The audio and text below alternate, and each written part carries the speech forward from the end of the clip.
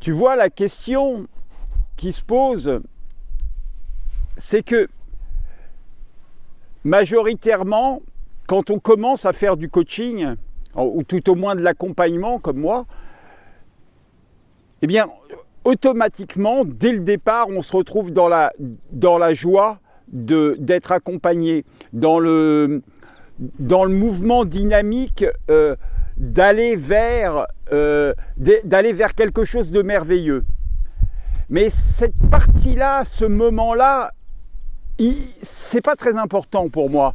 Parce que ce qui est important, c'est de pouvoir écouter l'âme, pouvoir écouter ce qu'il y a de plus profond au cœur de soi, de façon à ce que ça dure dans le temps. C'est-à-dire que c'est ça la magie.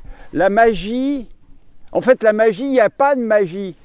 C'est que c'est l'entraînement, le lâcher-prise et la mise en mouvement qui va faire que dans la vie de tous les jours, on va pouvoir savoir comment gérer les choses qui nous arrivent.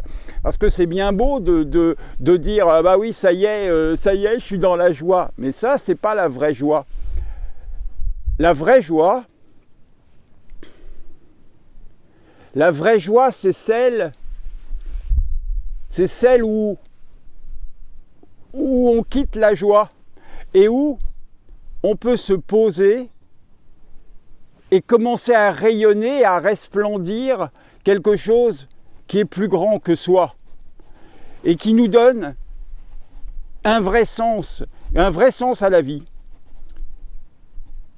Quelque chose de merveilleux, d'unique, de pouvoir ressentir durablement les effets de la joie, même s'il y a un problème dans notre vie.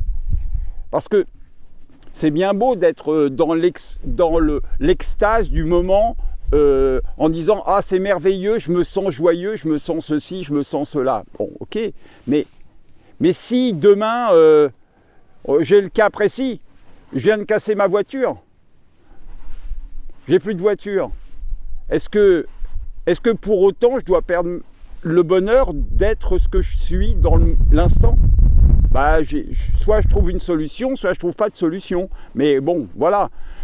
J'ai un autre cas, je vais avoir probablement, ma mère va probablement décéder d'un cancer. Est-ce que pour autant ça doit remettre en cause le fait que moi je sois joyeux? Oui, évidemment, je vais être triste. Une forme de tristesse. Parce que je sais que je vais plus la voir. Mais est-ce que pour autant, foncièrement, je dois perdre le bonheur qui est en moi? C'est la même chose pour des tas de choses différentes. On peut avoir un accident, on peut avoir diverses choses. Est-ce que pour autant, c'est la fin de mon bonheur? Eh bien non, ce n'est pas la fin de mon bonheur. Et c'est là-dessus que je souhaite continuer, ou tout au moins je souhaite accompagner les gens à ressentir où est leur énergie pour être dans le bonheur au quotidien. Voilà, c'est ça. Et sinon, on se pose et on attend.